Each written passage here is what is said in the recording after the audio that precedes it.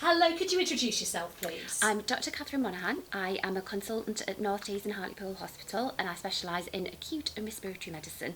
I qualified in 1997 in Leeds and I've been practising respiratory medicine since 2004 and I've been a consultant here since 2013. Kath, what actually is COVID-19? How does it attack the lungs? So essentially it's a virus and people, there's a bit of a joke, maybe it's just in my family, that when people don't know what something's the matter with you, a doctor says it's a virus. But actually viruses are extremely damaging, and COVID-19 is what we call a novel coronavirus. So there's a broad group of other viruses within that family, but coronavirus is one of the newer ones, and it's a very interesting virus. In all my years of practicing medicine, I've never seen a virus that behaves quite so differently in different people, and that's part of the problem. Some people will literally just lose the sense of taste and smell, where other people who have got no otherwise health problems, or otherwise young and fit and well, will end up on intensive care and will die. The pattern that we see in the lungs can be quite wide-ranging, from nothing in people who haven't got any of the kind of the typical cough and breathlessness symptoms, but we can see situations where the whole of the lungs, when we look at them on x-rays or on CT scans, become completely white. They should be black. Black is air in the lungs, and when we look on them in very badly affected lungs, they are white, and that is a massive problem because instead of air spaces where oxygen can get in, it can't at all. So to those who say it's a conspiracy, it isn't real, as a front-facing doctor at the Trust, what would you say? I can't imagine why anybody would have the time or the energy or the motivation to make something up that's not real. It is very, very real. It's a very real threat and it's very, very dangerous. I cannot emphasise that enough. In the NHS, we have not got time to make things up. We've got enough to do with managing the day-to-day work. COVID is a massive problem and it's very, very real. So how is it spread and who is most at risk? So in terms of how it's spread by droplet. So if you coughed and you had COVID, whether or not you knew it, the virus would be in little particles in the secretions that you cough out. You get them on your hands. You put your hands on your face, you put your hands on somebody else's face, you put your hands on the table and somebody else comes along and touches the table. That's how it's spread, by droplet, which is why we think wearing masks is effective. You say why we think they're wearing effective, because we haven't been able to do a trial yet that proves it, but from our extrapolation from other viruses and transmissions, we think that masks are effective because they stop that droplet spread. And so who is most at risk? Doesn't it only affect older people? No. Absolutely not. So age is absolutely definitely a risk factor for becoming seriously unwell with it. There's absolutely no doubt about that. The older you are, the more at risk you are from a severe illness from COVID. But it can significantly affect other people. So we know the Black, Asian and ethnic minority populations do much worse. Men do much worse. Particularly older men. Our experience clinically has been that that group tends to do much less well. And when I say old, at the risk of offending people, certainly men once they're over 50. If you're overweight, you're significantly more at risk. And then various other conditions that we call comorbidities, so high blood pressure, diabetes, they would put you more at risk of having a severe illness. Younger people generally seem to do much better, and we don't fully understand that. But essentially, a very, very key message I would like to give everybody is, if you think as an individual that you're going to get it and going to be fine, you are playing Russian roulette. So Kath, to those who anecdotally say there's a 99% survival rate, or I don't know anybody who's had COVID-19, what would be that message again? Absolutely clear. I know plenty of people who've had it. I've had it myself. It's deeply unpleasant. If you are young and otherwise fit, you will probably be all right. Is that good enough? No. As a consultant, if I said to you that spot on your x-rays, probably not cancer and it's probably all right, would you be happy when you left the room? The answer is no.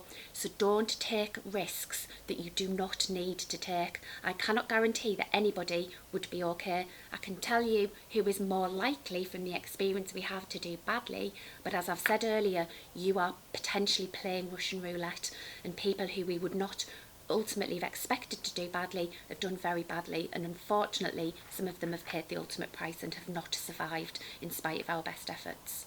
Don't gamble. So with the lockdown now in place, what will this achieve? What will another lockdown achieve for us? We are hoping that it is going to reduce the rate of transmission that we are currently seeing. I say hoping because we can't guarantee. We are relying on the public to do the right thing, and the right thing is to follow the rules of lockdown. I don't want this personally. We're people too, and we don't want to have to follow the rules of lockdown, but I cannot emphasise enough the importance to the NHS of doing what you need to do. We are starting to feel immense pressure, and we do not normally feel winter pressure at this time of year. We are having to balance things in a way that we have never had to balance before. So we are already under pressure for beds. We have to balance patients who we know have got COVID, who we don't think have got COVID, who definitely haven't got COVID, with vulnerable patients, and we simply have not got enough capacity either clinically, physically for beds or for staff. You cannot forget the NHS is its staff. We are not a building. That is not what we are. We are the people. And if we haven't got enough staff, we can't look after you properly. And so you have to protect us, you have to. How different is it from flu? So it is different in that it does tend to affect a broader spectrum of people, and it can affect younger people much more severely. So flu, generally, it can be very, very serious, especially if you get what we call a secondary pneumonia, and people can die of that. But generally, that does tend to be older people who have other problems going on. COVID is not the same as that, and it is, in some people, much, much worse. We're hearing that most people's symptoms are mild, but what treatments are you administering for serious cases? So the trials from the first wave of COVID have been very successful. As a trust, we were one of the leading recruiters. So we know that steroids work. If people need oxygen, so if their oxygen levels are so low that we need to give them oxygen to keep them satisfactory, then a drug called dexamethasone, which is a steroid, that works. There's another drug from the trials called remdesivir, which improves the length of stay, so the amount of time you need to be in hospital and the time to recovery. We would give oxygen if people came in. Another treatment, which is quite deeply unpleasant actually, is called CPAP. So it's a way of delivering oxygen under pressure without putting you to sleep and putting a tube down to take your breathing over for you. So it's a tight mask that sits over your face and it pushes air in, and it helps clear out, on a very simple level, the white spaces that I talked about earlier. So it gets air into those spaces. The best analogy as to how it would feel like is, imagine you're driving along the motorway at 70 miles an hour and you stick your head out of the window into the air. I'm not suggesting that you do that, but that's what it feels like. And then imagine that you're already feeling breathless and that happens. It's unpleasant. Don't get yourself in that position. So, Kath, if somebody's got mild symptoms of COVID and they are staying home rather than coming to the NHS, what do they need to do to ensure that their health and welfare is looked after? So the first thing I would say is you need to make sure that you follow the government guidelines about isolating. That's absolutely vital.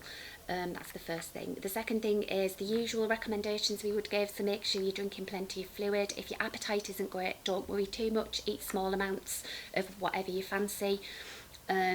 One key message that we would like to give is that this can turn significantly bad, and your symptoms can worsen, usually at about day 7 to 10 after symptoms. So if your symptoms start and about day 7 to 10 you start feeling much worse, you must seek medical attention, and you need to tell them that you've been diagnosed with COVID. We have experience in the first wave of people leaving it very, very late, coming into hospital in really quite catastrophic situations where the intervention, if it had come earlier, the outcome might have been different. The local primary care are running a virtual COVID ward, so what that means is if you go and see them and you're diagnosed with COVID, depending on your individual situation, they may give you an oxygen monitoring probe, and they may provide you with that support so that they can identify much more early patients who are deteriorating. So common sense, but if you are still not feeling well, then please seek further medical attention. It's really important. So, Kath, we're hearing about the impact here and now, but we're also hearing about long COVID. Can you tell us a little bit more about what that means? So a lot of that is just starting to filter through now, but as a respiratory department, we are now seeing referrals from patients who didn't come into hospital, who are still considerably symptomatic months down the line. So very, very breathless on minimal exercise, very, very fatigued. We're seeing people who were in hospital and were unwell have got quite dramatic X-ray changes months down the line. We don't know what this is going to mean, but even if you do get what we would potentially perceive as being a mild illness that doesn't require hospital admission, there are people months and months down the line who are still feeling really, really unwell. And as of yet, there is no solution for that. We haven't got any treatment for that. We think it's probably going to be what we call pulmonary rehabilitation, so an exercise programme. But as of things stand, there is no pill, there is no tablet, there is no injection that's going to make you feel back to your normal self months down the line. It goes back to my original point: don't play Russian roulette. You don't know which camp you're going to be in, and you don't want to find out that you're one of the unlucky ones who doesn't make it, or that you're months down the line still not being able to do what you used to be able to do, because there is no solution for that at the moment, I'm afraid. Research is going on. So, in your own personal experiences, can you tell us about some of the difficulties you and the team have faced since March this year? It's been extremely challenging, as I'm sure you can imagine. Much more so the respiratory team that look after the patients on the back of the ward. I tend to look after them at the front of house. It's extremely difficult. You're having to make very difficult, challenging decisions about what may or may not help somebody. That takes its emotional toll. We are not robots that can just pop along and say, well, I'm going to give you a chance and I'm not going to give you a chance. It's very, very emotionally demanding. It's really hard. It's physically hard. People are complaining about having to wear masks. I know it's a bit of a cliche now, but try wearing a respirator, a visor, a gown and 2 pairs of gloves on a COVID ward for 12 hours. It's deeply physically unpleasant. You've got the emotional anxiety for yourself, you've got the anxiety for your family and your friends. We're fed up of lockdown as well. We would like to go out and do normal things, and we can't, and that is taking its toll. And the harder thing now, I think, is that as much as possible we are trying to keep our normal business going. So we're trying not to cancel out patient appointments. We understand that people want their normal health dealing with. That's really important. But it's becoming physically impossible because we are needing to be in 2 places at once. We have to be here to look after the critically ill who will die if we're not here, and we have to balance that with the ongoing health needs of the population, and it's not a position I ever wanted to be in. I've never been more worried about the future of the NHS, and I've been here since 1997. So, physical distancing, social distancing, why is it important? Because of the issue earlier about droplet spread. So if I coughed now and you're over there, if I was rude and didn't cover my mouth, if I have COVID, which I do not, but if I did, the droplets wouldn't reach you. If we're standing next to each other and we're physically in contact, or we cough, or the virus is just there, then it will be transmitted much more easily. So if it's spread through breathing and droplets, why do we need to wash our hands? So the natural response for most people is if they cough, they do that and they cover their hand. You have then transferred the virus in the droplets onto your hands. If you don't wash them, then you're going to touch surfaces, you're potentially going to touch other people, then they'll come along, they'll touch the surface and you've transmitted it. So it's why hand hygiene is vital. Good hand hygiene is absolutely vital.